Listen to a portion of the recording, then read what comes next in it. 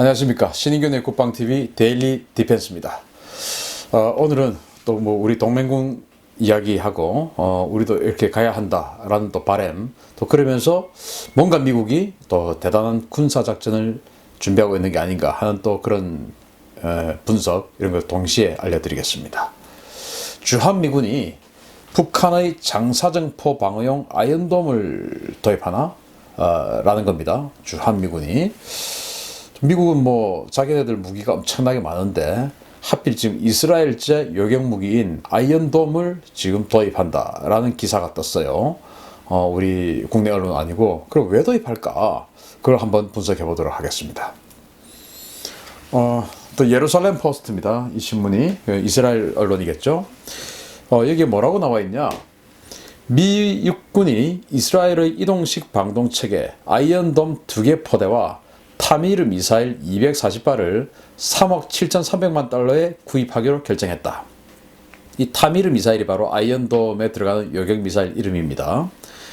또 아이언돔과 미사일은 오는 2020년까지 인도될 예정이며, 미 육군은 시스템 추가 도입과 기존 지휘 통신 체계와의 시스템 통합을 위해 오는 2024년까지 약 16억 달러의 예산을 의회에 요청했다. 16억 달러. 꽤 비싼 돈인데 이게 왜 이렇게 또 16억 달러가 또 나오는지 그것도 나중에 또 설명을 드리겠습니다. 미 육군의 아이언돔 도입은 해외 주둔 부대를 적의 로켓, 포탄 등의 위협으로부터 보호하기 위한 것이다. 이게 이제 예루살렘 포스트의 1월 16일자 기사입니다. 자, 여기에서 이제 세 번째 문장이에요. 미 육군의 아이언돔 도입은 해외 주둔 부대를 적의 로켓과 포탄으로부터 보호하기 위한 것이다 라는 건데, 지금 그 시리아에 있는 미군도 철수를 하고 있죠. 뭐 며칠 후면 이제 철수가 완료되겠죠. 그리고 이스라엘, 또 아프가니스탄, 이라크 이런 데는 뭐 거의 대부분 지금 다 철수를 했죠. 그런 상황에서 왜 이렇게 비싼 아이언돔 체계를 2개 포대나 도입하나? 또 아이언돔의 1개 포대당 동시 교전 능력이 10개의 표적을 동시에 요격할 수 있어요. 그렇다면 이제 꽤 많은 양의 포탄이나 로켓 포탄이 쏟아지는 것을 방어를 하겠다는 말인데, 지금 그럴 수 있는 상대가 있는 곳에 미군이 주둔한 곳은 대한민국밖에 없습니다. 즉 오산기지와 평택기지에 이 아이언돔을 배치하려는 것이 아니냐라는 생각을 하는 것이고, 그러면 2020년도에 이 아이언돔이 인도될 예정이니까 2020년, 그러니까 내년이죠. 몇 월 달이 될지는 모르겠지만 이 배치가 완료가 되면 북한의 방사포, 장사정포와 방사포가 오산과 평택을 때릴 수 있는 게 사실은 몇 가지가 없어요. 그러면 이 아이언돔을 갖다 놓으면은 북한의 재래식 무기로부터 평택과 오산 미군 기지가 안전할 수 있다. 그리고 탄도미사일은 사드로 막을 수 있다. 이런 이제 자신감이 생기면 미국이 북한에 대해서 확실한 군사작전을 할 수 있지 않을까라는 그런 예상을 하는 것이죠. 자, 다음에 조금 더 이제 또 들어가 보겠습니다. 일단 아이언돔이 뭐냐? 이제 이거부터 설명을 드려야 되겠죠. 아이언돔은 이제 이스라엘이 개발한 거예요. 이스라엘이 미국의 지원을 받아 개발한 방공 시스템입니다. 항공기, 무인기, 로켓탄, 박격포탄, 순항미사일, 그리고 짧은 거리의 사정거리를 가진 전술탄도탄, 이런 것 등을 요격하는 데 특화되어 있는 방공 미사일입니다. 사정거리 70km의 타미르 미사일을 이용해서 약 150제곱킬로미터 범위에 대한 방어가 가능한데, 이게 어느 정도인가 하면은 4,500만 평. 우리 성남시가, 한국의 성남시가 꽤 큰 도시 아닙니까? 그 성남시가 147제곱킬로미터라고 해요. 그러니까 이제 성남시 면적 정도 하나 전체를 이 아이언돔 하나 포대로 막을 수가 있는 것이죠. 이게 이제 아이언돔입니다. 그러니까 이제 이스라엘 같은 경우는 그 헤즈볼라라든지 아니면은 그 이슬람 계열의 어떤 그 테러리스트들이 언제든지 지금 뭐 이스라엘 영내로 지금 뭐 텔아비브나 예루살렘이나 이런 데로 이제 포탄을 날리고 뭐 그런 상태 아니겠습니까? 그러다 보니까 이 자체적인 이 기존에는 뭐 이 로켓탄이나 포탄, 박격포탄, 뭐 또는 뭐 야포탄 이런 것들을 막아낸다라고 하는 개념이 사실은 없었어요. 그 정도는 뭐 전쟁으로서 충분히 당연히 맞아야 되는 거 아닌가라고 생각을 했는데, 이스라엘은 평시에 이제 그런 게 날아오다 보니까 자기네들 필요에 의해서 그 포탄까지도 여겨갈 수 있는 요격 체계를 개발한 것이 바로 이 아이언돔입니다. 그러면 아이언돔은 이제 또 나누어서 어떤 무기가 있냐? 일단 레이더가 있어야 되겠죠? 이 아이언돔 레이더입니다. 이 레이더는 S밴드, 우리 이지스 구축함의 이지스 레이더가 S밴드죠. 그 이지스 레이더하고 똑같은 주파수 체계인 S밴드고, 최대 탐지 거리가 470km예요. 그리고 추적 거리는 100km. 그리고 이제 일단 탐지는 한 470km에서 하는데, 추적, 즉 요격 작업을 할 수 있는 그 추적을 하는 거리는 100km부터 하는 것이고, 그리고 동시에 탐지할 수 있는 표적은 1100개. 그 중에서 이제 10개를 우선순위를 중에서 10개와 동시 교전할 수 있는 게 아이언돔입니다. 한 번에 10개를 요격할 수 있는 것이죠. 그리고 이제 작전 통제소가 있는데 다 차량으로 이루어져 있어요. 우리 그때 사드 배치할 때도 보면 사드가 다 이 컨테이너, 트레일러 차량 같은 데다가 이렇게 끌고 다니는 체계 아니겠습니까? 이 아이언돔도 마찬가지입니다. 그래서 작전 통제소 차량, 그리고 발사대가 있습니다. 이 발사대에 미사일 튜브가 20개가 있는데, 그래서 동시교전을 10개 할 수 있다는 겁니다. 요격을 10개 할 수 있다는 거예요. 왜냐하면 발사대 하나에 이 레이더 하나 이렇게 조합을 해서 운영을 할 것 같으면 하나의 목표에 2개의 요격탄을 쏘거든요. 이건 뭐 정석입니다.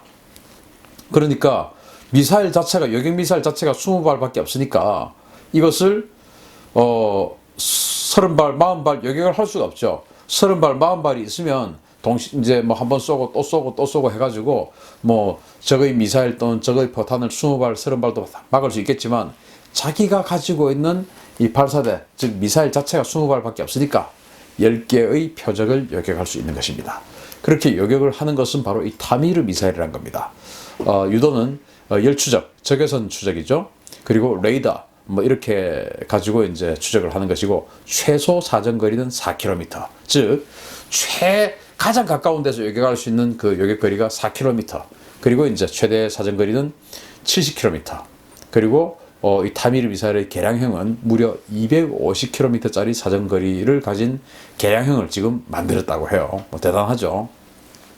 이 70km짜리 타미르 미사일 한 발의 가격은 한 6천만 원 정도 합니다.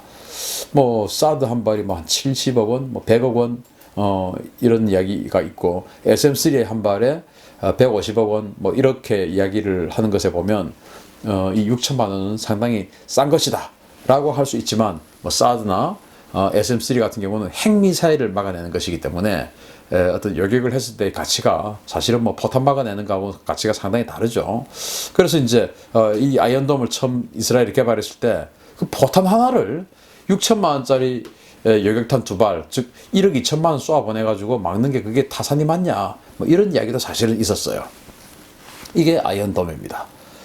자, 이스라엘은 이라크나 시리아, 이란 이런 나라들로부터 탄도미사일 공격의 위협에도 노출돼 있고, 그리고 이제 직접 뭐 그 긴장 관계에 있는 그 헤즈볼라나 뭐 이런 데로부터 박격포, 작게는 박격포, 그리고 로켓포, 그리고 다련장 로켓, 이런 것들의 그 재래식 무기의 위협에도 노출이 되어 있죠. 그래서 이스라엘은 굉장히 촘촘하게 방공 요격 시스템을 구비를 해놨습니다. 그래서 가장 짧은 사정거리에 있는 1단계 요격은 1단계는 여기가 일단 요격이겠네요.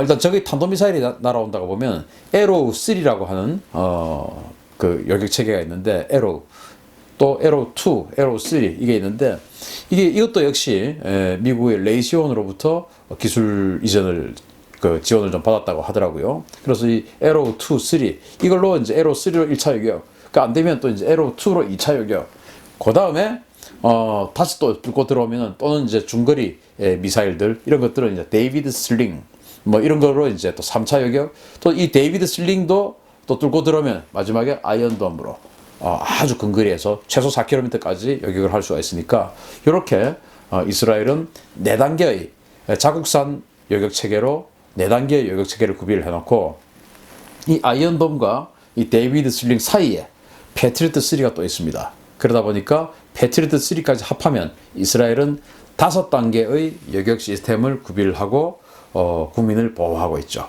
그래서 이스라엘 그 국토 넓이가 우리 경상남북도 정도 된다고 해요. 그 정도 넓이. 그런데 이제 이스라엘은 이 아이언돔 10개 포대를 배치를 해서 이스라엘 전토를 방어 준비를 다 해놨다. 이렇게 이야기하고 있습니다. 즉 아이언돔 한 10개 포대가 있으면 뒤집어서 이야기하면 우리 수도권 그리고 강원도 접경지역 이런 데는 다 방어가 가능하지 않느냐. 또 수도권에는 또 날아오는 포탄이 워낙 또 많을 테니까 조금 더 밀집을 시키고요. 뭐 그런 생각을 또 한번 해보기도 합니다. 어쨌든 우리나라도 이런 식으로 다층 방어 체계를 만들어 놔야지 뭐 하나 있으니까 뭐 사드 있으니까 됐다 또는 팩3 있으니까 됐다 이건 아니죠. 그래서 SM3로 한번 여격하고 사드로 또 한번 여격하고 SM6로 또 한번 여격하고 또 안 되면 이제 뭐 팩3 또 MSM 뭐 이런 식으로 이제 그 여격 체계를 구성하는 것이 맞다라고 봅니다. 핵이란 것은 한번 맞으면 재기가 불가능하기 때문에 그렇게 여러 단계의 여격 시스템을 구비해 놓는 것이 그게 합리적이라고 봅니다. 자, 그런데 미국은 왜 아이언돔을 도입할까요? 미국은 이렇게 박격포탄이나 포탄을 여격하는 여격 시스템이 있어요. 이게 뭐냐면은 LPWS라고 여기 그 20mm 기관포가 있습니다. 발칸 같이 이렇게 도는 그 기관포인데 이게 미 해군의 구축함 뭐 이런 각종 군함에 다 탑재가 되어 있는 거예요. 펠링스라고 하는 건데 다 탑재가 되어 있는 건데 이 펠링스의 레이더와 기관포 발사 시스템을 떼와 가지고 트럭에다가 다 붙였습니다. 트럭에다가. 그래서 사정거리는 한 2km 정도 되는데 이 펠링스 자체가 적의 대함 유도탄, 즉 군함을 공격하는 미사일이 막 날아오면 맨 처음에 이제 SM2로 여격을 하고 그게 또 이제 뚫고 들어오면은 또 뭐 ESSM으로 여격하고 그리고 이제 그걸 뚫고 들어오면은 마지막에 이제 펠링스로 여격하고 이제 이런 시스템을 미국도 미 해군 군함도 한 3단계, 4단계 여격 시스템을 구비를 해놨거든요. 뭐 우리 해군, 한국 해군의 호위함, FFX, 인천급, 경기함 뭐 이런 것들이 이 펠링스를 가지고 있습니다. 이런 게 있는데 왜 아이언돔을 도입하냐? 그런데 이거는 말이죠. 그 동시 다목표 교전이 안 됩니다. 한 번에 하나의 목표하고만 할 수 있는 것이죠. 그리고 이게 이제 이점이 또 있어요. 가격이 쌉니다. 160억 원 정도밖에 안 하니까. 뭐 160억 원 엄청나게 비싼 것일 수도 있지만 이 무기의 세계에서는 160억 원이면 아주 싼 거예요. 160억 원. 그리고 이제 자기네들이 해군에서 워낙 많이 운영하니까 후속 군수 지원도 용이하죠. 그런데도 왜 사냐? 유효 사거리가 너무 작다는 거죠. 아까 제가 말씀드렸듯이 2km밖에 안 되고. 그리고 한 번에 한 발밖에 여기가 안 되니까 여러 발이 동시에 날아오면 이제 어쩔 거냐. 이제 이런 것이죠. 미국은 이 펠링스를 베이스로 한 이 LPWS를 중대급 부대, 그러니까 뭐 미국은 중대별로 이렇게 캠프를 구성을 해놓고 담을 쳐놓고 이렇게 작전을 하거든요. 그 중대급 부대에 이 LPWS 하나 이 포대를 갖다 놓고 방어를 하는데 미국이 예를 들어서 과거 이라크나 아프가니스탄이나 이렇게 중대급으로 이제 이렇게 캠프를 꾸려놓고 있을 때 미국을 그 영내로 공격할 수 있는 적은 뭐 탈레반이라든지 그런 어떤 그 반군 세력들 그런 세력들의 RPG-7 로켓탄이나 아니면 박격포탄이나 이렇게 뭐 한 발 정도 가끔 뭐 그런 거니까 이 동시 다목표 교전이 안 되는 그냥 한 번에 한 발만 여격되는 이 펠링스가 있어도 여격을 할 수 있었던 것이죠. 그런데 미국 육군 당국이 보다 고성능의 방공체계가 필요하다 이렇게 이제 이야기를 한 거죠. 그러면은 지금 미국은 어디에도 전쟁을 하고 있지 않아요. 그런데 이렇게 동시 다목표 교전이 10개씩이나 되는 이런 고성능의 방공체계가 왜 필요하냐? 그리고 사정거리도 엄청나게 커 아이언돔은 성남시 정도 되는 것을 한 번에 다 방어를 해주니까 이렇게 큰 미국의 베이스가 어디냐? 바로 뭐 한국이죠. 자, 미 육군은 큰 그림을 그리고 있습니다. 어떻게 큰 그림을 그리냐? 이제 아이언돔을 도입을 해가지고 이걸 가지고 그냥 그대로 쓸 거냐? 계속 수입해서 쓸 거냐? 아니죠. 미국이 그럴 나라가 아니죠. 일단 아이언돔의 레이더를 기반으로 해서 이 MML, 멀티 미션 런처라고 해가지고 여러 임무에 따라서 여러 가지 미사일을 쏠 수 있는 그런 발사대를 따로 만들었습니다. 그래서 여기에서는 그 공군이 쓰고 있는 사이드와인더 미사일도 쏠 수가 있고, 또 육군이 쓰고 있는 대공 미사일인 스팅어도 여기에서 쏠 수가 있고, 또 아파치 헬기 같은 공격 헬기에서 쏘는 헬파이어 미사일도 쏠 수가 있고, 이건 또 공격 무기예요. 그리고 이제 아이언돔에서 쓰는 타미르 미사일도 쏠 수가 있고, 그리고 이제 MHTK라고 이게 미국이 개발한 아주 저가형 요격 체계입니다. 아이언돔에 쓰는 이 타미르 미사일만 해도 가격이 한 50만 달러가 넘고요. 그리고 이 사이드와인더 9X도 역시 80만 달러 뭐 이런 이 가격이 넘는다라고 하거든요. 그러니까 이런 거 가지고 뭐 박격포 요격하고 RPG-7 요격하고 이러기에는 너무나 많은 비용이 드는 것이죠. 그래서 미국이 불과 16,000달러에 불과한, 그러니까 뭐 한 1,800만 원 정도에 불과한 이 소형 미사일을 개발한 겁니다. 소형 요격 미사일. 뭐 그렇다고 해서 이게 뭐 탄도미사일이나 이런 건 요격할 수가 없고, 이 보니까 한 요 정도 돼요.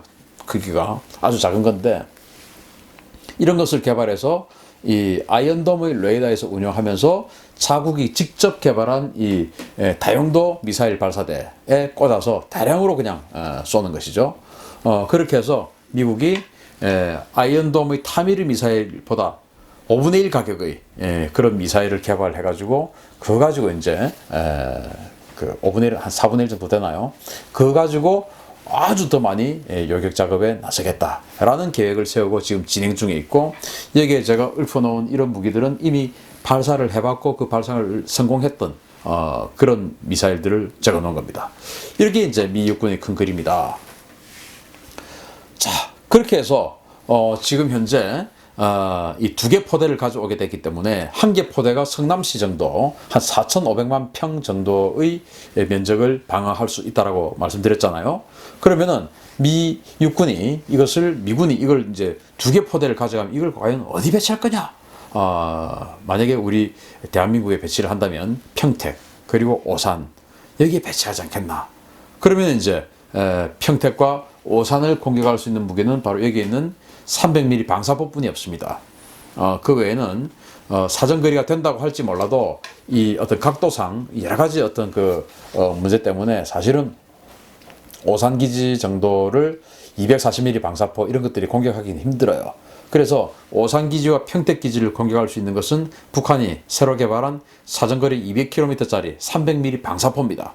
그런데 그 300mm 방사포 수량이 많지 않아요. 그래서 이 아이언돔 한 개 포대씩을 평택과 오산에 배치를 한다면 미국의 입장에서는 자기네들이 주둔하고 있는 그 군인들과 그 군인 가족들을 지킬 수 있는 것이죠.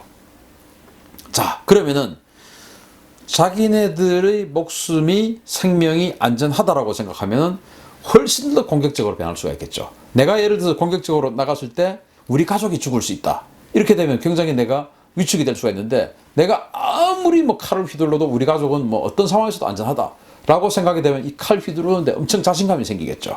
즉 미국이 2020년도에 이 도입하는 지금 이 아이언돔을 한국에다 갖다 놨을 경우에 이 북한에 대한 군사 작전이 결심을 하는데 아주 자유롭고 부담 없이 결심을 할 수가 있게 되는 것입니다. 그런데 한국에 온다라고 확정된 적은 없어요.